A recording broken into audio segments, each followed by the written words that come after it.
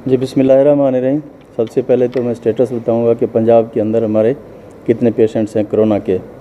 Total 163 patients हैं पंजाब में, और उसकी ब्रेकडाउन कुछ इस तरह से है कि डेरा गाजी खान में 131, लाहौर में 21, गुजरांवाला में 4, रावलपिंडी में 1, झेलम में 2 और गुजरात में 2 पेशेंट हैं।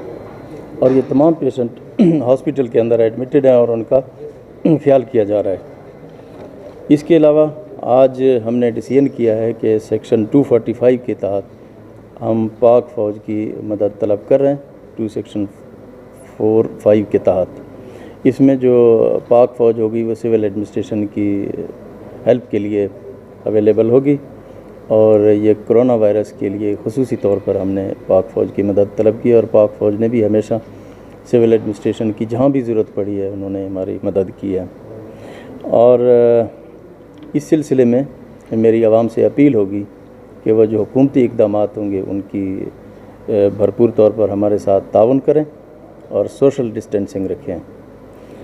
और पंजाब के अंदर ये बताना चाहूँगा किसी किस्म की ग़िज़ाई किल्लत नहीं है, और हमारी पूरी एडमिनिस्ट्रेशन हर जगह पे अवेलेबल है, और हमारे जो मिनिस्टर्स हैं वो इस वक्त हर डिस्ट्रिक्ट के अंदर मौजूद हैं, जो अपनी मीटिंग भी कर रहे हैं और वहाँ पे जो मौजूद सहूलियात हैं उनका भी जायज़ा ले रहे हैं।